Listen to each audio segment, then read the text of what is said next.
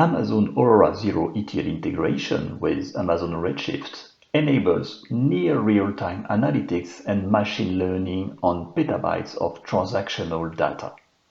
Within seconds of transactional data being written into Amazon Aurora, Zero-ETL seamlessly makes the data available in Amazon Redshift, removing the need to build and manage complex data pipelines that perform extract, transform, and load operation.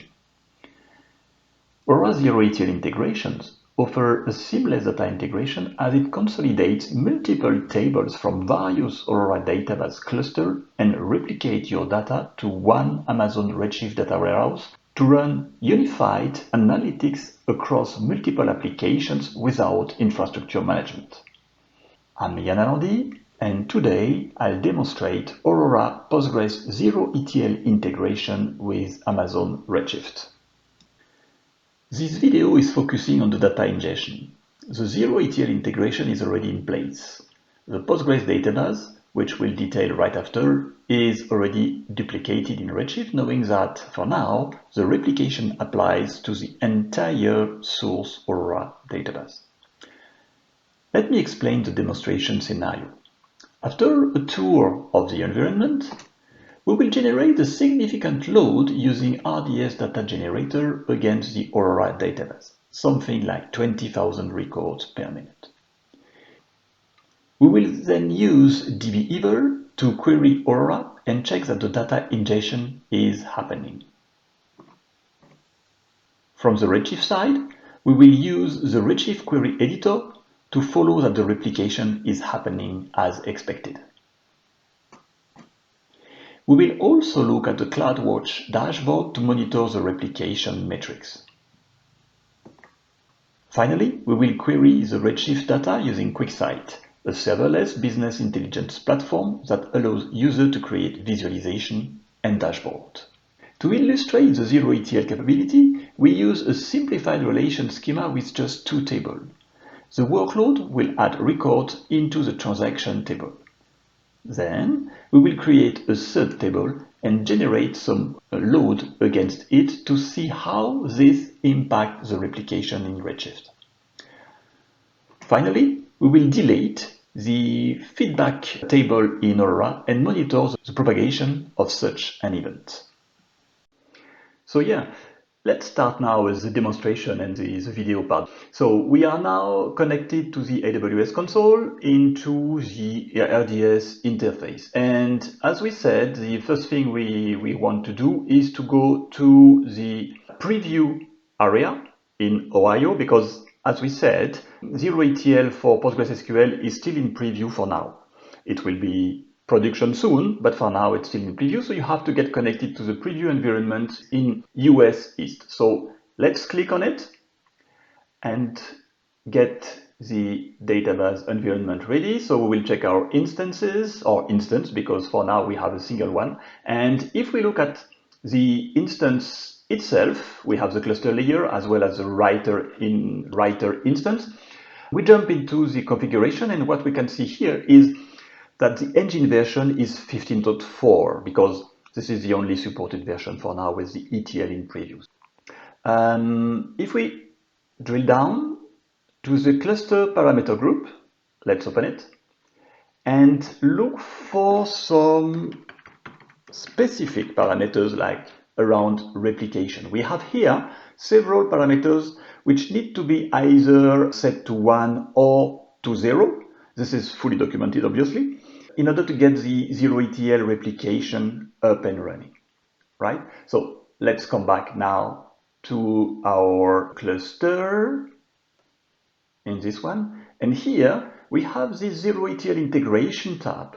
Clicking on it, we will get information on the integration, which was set before this video was recording, obviously.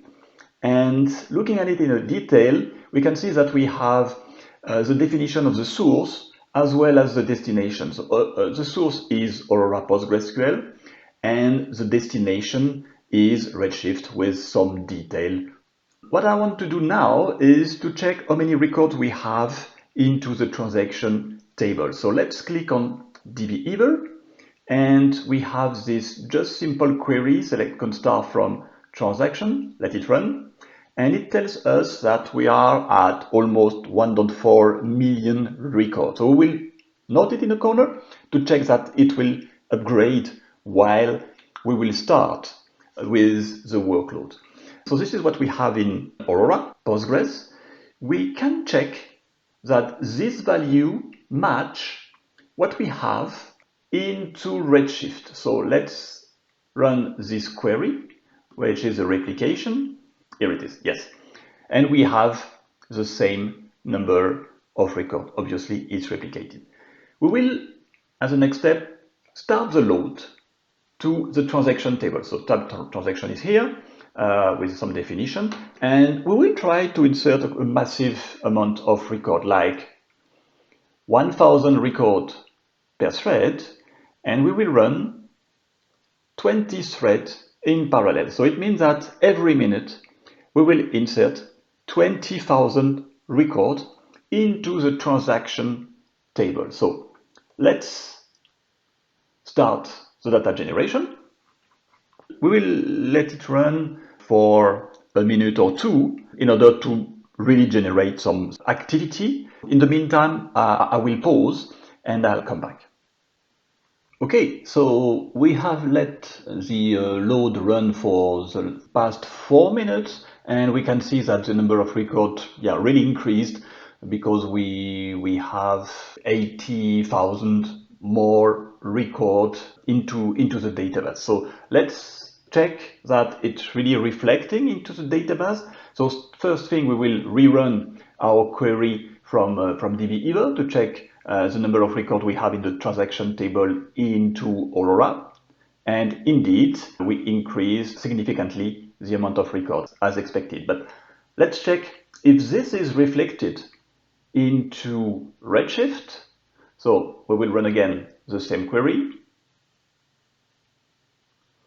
And we have like 100,000 more records, and according to the time we let run the query, it makes sense. We are aligned between the two databases while the load is running. But what if we want to know how much time it takes to replicate? It looks like it is pretty aligned in terms of time, but let's see with metrics. So we are here into the Redshift dashboard. We will check this entry, Zero-ETL integration, and look at the integration ID, which is really the link between Aurora and Redshift at this point. And here we have some statistics. And it's interesting to see that on average, the lag is around 9 seconds. So it's here, the metric is second. Sometimes it goes down a little bit where it's more quiet because the load is not always linear, but it will certainly move up. But we can see at this point that during the past hour, the maximum was 9. And it tells as well that 2 tables are replicated, right? Because we said we replicate the entire Aurora database into Redshift. If we want to go to get more detail, there is also capability to run a CloudWatch dashboard. And here I created a dashboard called Zero-ETL where I sum up the main metrics we want to monitor. And here as well, the first one is the lag. What is the time, the delay between an event inserted in Aurora and replicated into Redshift? And we can see this is on almost all the time 9, and sometimes it's below, it's 1 or 2 seconds. Again, this is second. Here we have the RPU consumed, right? Because Redshift is serverless in this mode, so we allocate RPU based on the workload, and it goes to 16. This is the amount of RPU we need for managing this workload, and other things like the number of tables replicated, like the database storage used at this point. So you can see it's not that big despite the number of records we have, and also some metrics on the Postgres. By the way, I'm in the same dashboard. I have metrics for Redshift, metrics for Postgres, and here is the database size and evolution, commit latency. So even though we are inserting 20,000 records per minute, the latency is below 1 millisecond, right? Even at peak. So pretty interesting information we have here. Okay, so what we want to do next now is to create a new table. You remember in the scenario we described just before running this video. We said we will try to create a new table and see what's happened. So we have here create table called feedback, and we will just create it using db-either. The table is now created. It's almost instantly. If we count the number of records we have in this table, it's obviously 0. We just created it and we haven't inserted any data into it. So this table creation will be replicated into Redshift in a few seconds. As any DML order, data definition should happen. So let's see by refreshing our environment. And if we go to public, we can see that now we have also this feedback table existing into Redshift. And obviously, let's count the number of records. It should be 0, right? While transaction is still getting inserted. So what we will do next is insert record into the transactions. So we are connected to the feedback. We select our template file and we will, let's say we will insert 500 records, just make it round, 500 records into the table by now. Okay. So this new workload will create 500 records every minute into the feedback table. The load is just started. Let's come back to db-either and count the number of records we have into this table. And yeah, we are almost there, 500 by now. Is this replicated into Redshift? Yes, it is, almost instantly. So as we have seen with the monitoring, so it's refreshing every minute, we can see that the lag monitor is below 10 seconds for all the workload activity, right? But what if we decide to delete this table? So let's stop the data generation from here and then drop table feedback. Are you sure? Yes, I'm sure. No table anymore. So this drop will obviously be replicated into Redshift as well. So if we refresh our data source, after some time, feedback table disappear. Every insert or data modification language is replicated, as well as the data definition orders, as we said. We can also go to QuickSight and see the data integrations. Using QuickSight, we will access the records from our Redshift database, and we can query the table. So for instance, here we have a couple of views showing, okay, how many customers do we have per country, right? We can check what is the business we are making per country. And with Amazon Q, we can even type another order directly into here.